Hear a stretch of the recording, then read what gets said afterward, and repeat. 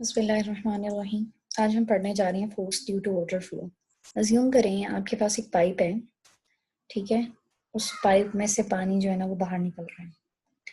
जब उस पाइप में से पानी ऐसे निकल रहा है कि वो किसी वॉल के साथ स्ट्राइक कर रहा है, तो उस वक्त जो फोर्सेस एग्जिस्ट कर रही हैं हमने वो कैलकुलेट करनी है, ठीक है। तो आप अज्यूम करें एक हॉरिजॉन्टल पाइप है जिसमें से पानी निकल रहा है और वो वॉल को नॉर्मली स्ट्राइक कर रहा है, मतलब 90 के एंगल पर स्ट्राइक कर रहा है। वॉल के साथ वाटर जो है वो 90 डिग्री का एंगल बनाएगा, ठीक है। अच्छा, अब जब पानी पाइप से निकल रहा है ऑब्वियसली किसी वेलोसिटी के साथ निकल रहा है। सब वो इनिशियल वेलोसिटी होगी, सपोज उसकी वैल्यू जो है वो v है, ठीक है। और जैसे ही वो वॉल को स्ट्राइक करता है, रेस्ट पर आ जाता है, तो उसकी जो फाइनल वेलोसिटी है वो 0 हो जाती है, ठीक है। तो इस दौरान जो चेंज इन वेलोसिटी है, यानी कि final velocity minus initial velocity, वो क्या होगा? V F minus V I, यानी कि 0 minus V, and it will be equal to minus V. तो हमने जो मोमेंटम का और सेकेंड लॉ ऑफ मोशन का जो रिलेशन पढ़ा था वो क्या था? F equals to delta P over T, ठीक है।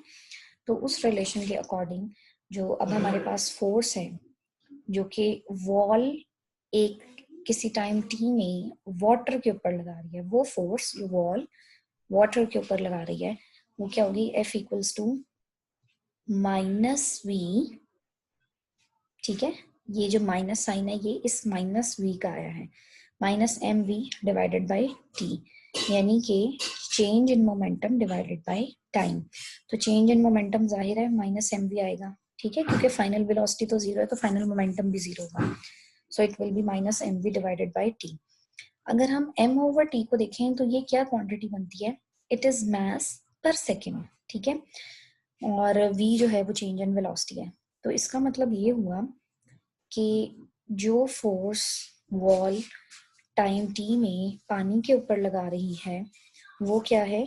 वो है mass of the water striking the wall in 1 second multiplied by change in velocity, ठीक है। तो जितनी वेलोसिटी चेंज होती है वो, और जितना मास यूनिट टाइम में स्ट्राइक कर रहा है वॉल के साथ, उसका प्रोडक्ट जो है वो आपको देता है force that wall wall applies on the water, ठीक है। अब अगर हम ऑपोजिट फोर्स कैलकुलेट करना चाहें, यानी कि वो फोर्स जो वाटर वॉल पर एक्सर्ट कर रहा है, तो ऑब्वियसली वो एक रिएक्शन की फोर्स होगी जो इस फोर्स के इक्वल होगी और अपोजिट होगी डायरेक्शन में। तो इस तरह से हमने सिर्फ इसको अपोजिट कर दिया, ये पॉजिटिव हो गई तो ये हो गया m over t multiplied by v। So the force thus force can be calculated from the product of mass of water striking normally per second and change in velocity, ठीक है। तो ये हमारा रिजल्ट है कि जो फोर्स वाटर वॉल पर apply करेगा वो आप कैसे निकाल सकते हैं? वो प्रोडक्ट होगा mass of the water striking normally per second, 1 second में जितना mass स्ट्राइक करेगा, और चेंज इन वेलोसिटी, इन दोनों चीजों का प्रोडक्ट होगा। अब एक छोटी सी एग्जांपल दी आपको समझने के लिए कि सपोज किसी पाइप में से 3 kg पर सेकेंड। अब kg जो है वो mass होता है और पर सेकेंड मतलब डिवाइडेड बाय टाइम। तो ये यही वाली क्वांटिटी हो गई mass डिवाइडेड बाय टाइम। तो ये आपको m ओवर t दिया हुआ है, ठीक है। And its velocity changes from 5 metre per second to 0। तो चेंज इन वेलोसिटी v जो है वो आपके पास 5 आ गया। तो अगर आपने फोर्स कैलकुलेट करनी है तो क्या आ जाएगी? 3 मल्टीप्लाइड बाय 5, और ये हो जाएगी 15 kilogram metre per second square, यानी कि 15 न्यूटन। ये जो यूनिट है kilogram metre per second square, ये न्यूटन का होता है। तो ये जो है ये है force due to water flow.